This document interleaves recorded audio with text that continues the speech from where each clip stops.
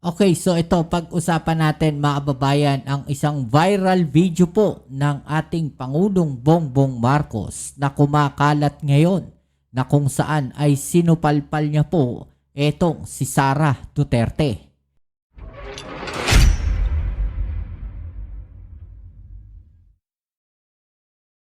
Okay, so ito mga kababayan, tayo nagbabalik dito sa ating channel. Welcome back to Smugs TV. At maraming salamat sa lahat ng mga patuloy na kasuporta dito sa ating channel. Okay, pag-usapan natin mga kababayan, ito pong isang viral video po ng ating Pangulong Bongbong Marcos na kung saan talaga namang nasupalpal at napahiya po etong si Sara Duterte. Yan po yung ating aalamin ngayon at pag-uusapan. Pero syempre, bago ang lahat, please don't forget to subscribe, like, share, at comment dyan sa comment section. At shoutout sa mga subscribers natin dyan. At syempre, one view, one like po sana sa ating video. Okay, so ito, pag-usapan natin mga kababayan. Unahin muna natin, ito pong isang video po, o banat po, itong balita na to na kung saan ay binanatan netong si Sara Duterte, ito pong ating Pangulong Bongbong Marcos. At sinasabi po niya mga kababayan na nakukulangan daw po siya sa ginagawa ng ating Pangulo. Kung siya po ay nakukulangan sa ginagawa ng ating Pangulo, what more ang taong bayan sa kanyang ginagawa? Hindi kaya mas kulang na kulang ang ginagawa o tinatrabaho ng ating Vice Presidente kumpara sa ginagawang trabaho ng ating Pangulong Bongbong Marcos, mga kababayan? Kasi actually, grabe, pasensya na sa salita, doon sa mga DDS dyan, medyo may kakakapalan naman po ata ng mukha yan.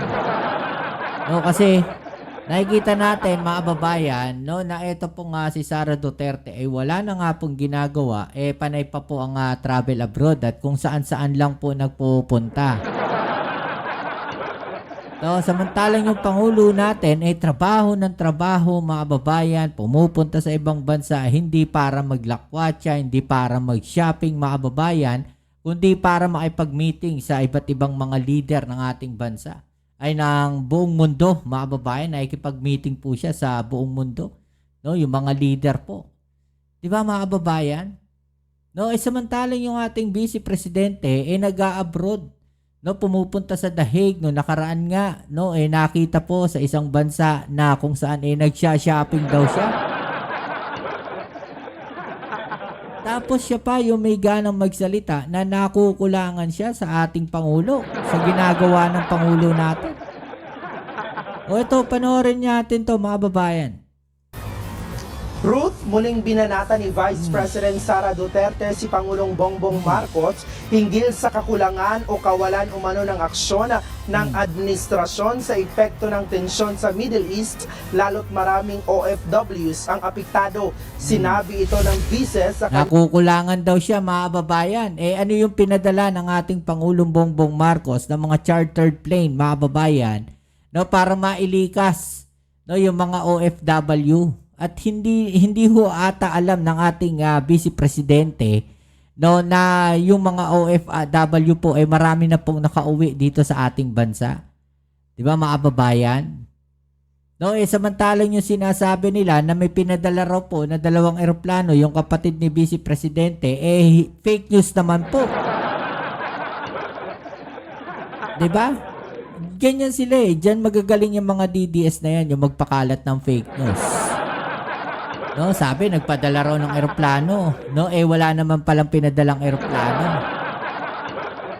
Yung pinadalang 2 eroplano, mukhang yun sa Pangulo pa ata natin yun na pinadala yung chartered plane po, mga kababayan, para ilikas yung mga OFW. Tsaka hindi naman tayo pwede magpadala ng 10 eroplano dyan. At tsaka ilan lang ba ang laman ng isang eroplano, mga kababayan?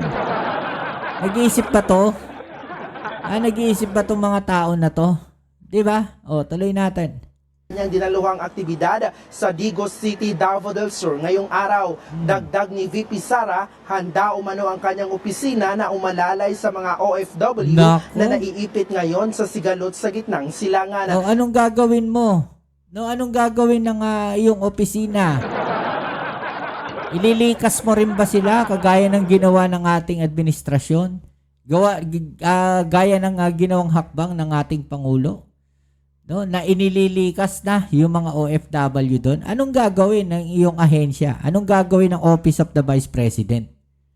Sa kabila naman ang pinagdadaan ng problema ng bansa dahil sa patuloy na pagtaas ng presyo ng langis at ng ilang pangunahing bilihin, positibo pa rin si VP Sara na may pag-asa pang gumanda ang takbo ng bayan. Pakinggan natin ang kanyang May pag-asa talagang gumanda ang takbo ng ating bayan, mga kababayan, kung hindi si Sara Duterte ang tatakbo. Kung hindi siya ang magiging Pangulo. Yun po yung sabi ng ating mga kababayan, ha? pahayag. Marami siyang kakulangan bilang presidente. Oh, marami raw kakulangan bilang presidente, mga kababayan. Siya kaya bilang vice presidente.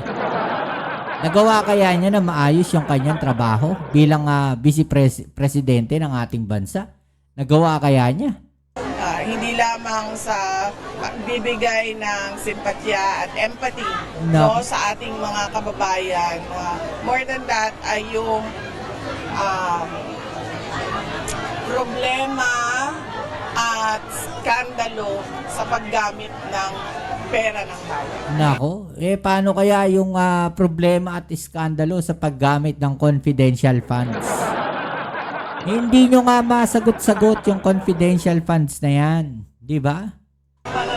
Well, it will be a Okay, so yan mga kababayan, no? Yun yung sinasabi niya, na may kakulangan daw, nakukulangan siya sa ginagawa ng ating gobyerno. At ito po yung video ni Pangulong Bongbong Marcos, no, na kung saan ay tila ito isang matinding sagot, no, dito po kay VP Sara Duterte, mga kababayan. Okay, so ito po, panoorin natin. Mga kababayan, nitong nakaraang linggo, sinimulan na natin ang itatag ang mga hakbang upang mabawasan ang impact ng pagtaas ng presyo ng langis bunga sa kaguluhan sa gitnang silangan. Una, upang masiguro na tuloy-tuloy ang operasyon ng sektor ng transportasyon, bukas, March 17, ipapamahagi ng DSWD ang 5,000 pesos na cash relief assistance sa 139,000 na tricycle drivers sa 17 LGU sa Metro Manila. At isusunod na ng DSWD ang pamamahagi sa mga tricycle driver naman sa labas ng Metro Manila. Sa mga susunod na araw, ang mga jeepney at TNVS driver ay makakatanggap naman ng 5,000 pesos na cash relief assistance. At sa huling linggo ng Marso, ilalabas na ng DOTR ang fuel subsidy. Maliban dito, na-certify ko na bilang urgent ang dalawang panukalang batas na magbabawas sa excise tax sa petrolyo at mag-aamyenda sa Biofuels Act upang magamit natin ang mas murang bioethanol. Tuloy-tuloy din ang pagpapatupad ng Love Bus Program. Makakatulong po ito para makatipid sa pamasahe at gasolina ng taong bayan. Kaya't gamitin po ninyo ang libreng sakay sa Metro Cebu, Metro Davao at Metro Manila. Pangalawa, kailangan matiyak na may sapat na supply ng pagkain. Upang matulungan ang mga magsasaka at mangingisda, ipagpapatuloy ng DA, ang Department of Agriculture, ang pamimigay ng 3,000 pesos na fuel subsidy sa ating mga magsasaka. Mahigit 26,000 magsasaka ang mabibigyan nito. Para naman po sa mga mangingisda, ang BIFAR ay magbibigay sa Huwebes, March 19, ng 3,000 pesos na fuel subsidy sa higit na 26,000 mangingisda. Sisikapin din ng Department of Agriculture na ipamahagi sa Abril sa bawat magsasaka at mangingisda ang lagpas 2,000 pisong tulong mula sa Presidential Assistance for Farmers and Fisherfolk Program. Magagamit po ito ng mga magsasaka sa kanilang hanap buhay. Sinimulan na nitong Pebrero ang implementasyon ng Local Government Support Fund, yung LGSF. Sa mga nabigyan na, maaari na pong gamitin ang halagang ito upang bumili ng bigas sa ating mga magsasaka at ipamahagi sa kanilang mga komunidad. Muli, nananawagan ako sa ating mga local government unit na siguruhin wala ng pass-through fee na sisingilin.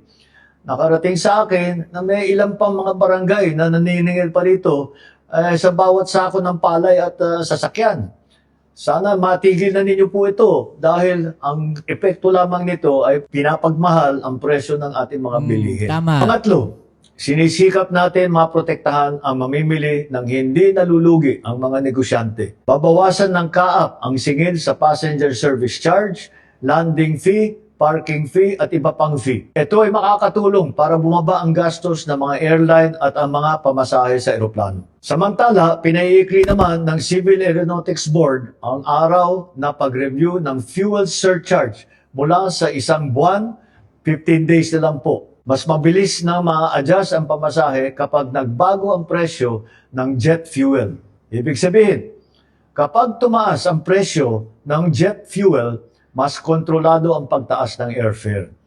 At kapag bumaba naman ang presyo ng jet fuel, mas mabilis ding bababa ang pamasahe. Sa lahat ng ahensya ng pamahalaan, repasuhin ang mga patakaran ukol sa lisensya, permit, clearance, certification. Tignan ninyo kung alin dito ang pwede munang suspindihin o di kaya ay babaan ang mga singil upang makabawas sa mga iniintindi ng taong bayan. Ikahuli, tinututukan din natin ang kapakanan ng mga kabataang Pilipino. Gumagawa tayo ng mga hakbang upang hindi makadagdag sa bigat sa bulsa ang pag-aaral. Bawal pa rin ang mga bayarin o kontribusyon na sisingilin sa mga mag-aaral sa mga pampublikong paaralan, lalo na ngayong panahon ng graduation. Sa March 25 naman, magsisimula ang serbisyo fair ng DepEd. Dito, ang mga ahensya ng gobyerno at mga employer ang pupunta sa eskwelahan upang makapag-apply ng trabaho ang mga high school student at graduate natin. Mas madali nang makakakuha ng clearance, hindi pa gagastos na malaki sa pamasahe. Mga kababayan, ngayon, higit kailanman, kailangan natin ang pagtutulungan ng bawat isa. Walang iwanan, walang may iwan sa pagharap natin sa hamong ito. Asahan ninyo ang patuloy namin paggawa ng mga hakbang upang maibsan ang mabigat na epekto ng kaganapan sa gitnang silangan sa taong bayan. Naway manatili ang ating tiwala sa isa't isa at ang pananampalataya na malagpasan din natin ang mga pagsubok. Dalangin natin ang kapayapaan at kaligtasan ng lahat. Marami pong salamat. Okay, so yan mga kababayan, narinig natin ang ating Pangulong Bongbong Marcos at marami po siya, marami po siyang ginagawa mga kababayan. Sa dami po ng kanyang ginagawa mga kababayan ay nakukulangan pa rin si Vice Presidente. Kayo po ba kung kayo ang tatanungin? Kulang po ba? O nakukulangan kayo sa ginagawa ng ating Pangulong Bongbong Marcos kumpara sa ginagawa netong ating Vice Presidente na si Sara Duterte? Sino po kaya yung mas maraming ginagawa ngayon para sa ating mga kababayan? Sino yung maraming inaasikaso ngayon, mga kababayan, kumpara sa sino kaya yung walang ginagawa, na puro salita lang? Kayo na po magkomento dyan sa baba. Alam nyo kung sino ang isasagot ninyo. Kaya yan po yung ating katanungan ngayon. Okay? So hanggang dito na lang muna itong ating video ngayon. Muli ako yung nagpapasalamat sa lahat ng mga patuloy na kasuporta dito sa ating channel. Kita-kits po tayo sa ating next video upload. Ito po muli ang inyong Kuya Mobs, it's Mobs TV. At muli, inimbitahan ko po kayo. Pakilike naman po ang ating video. Alright? Peace. I'm out.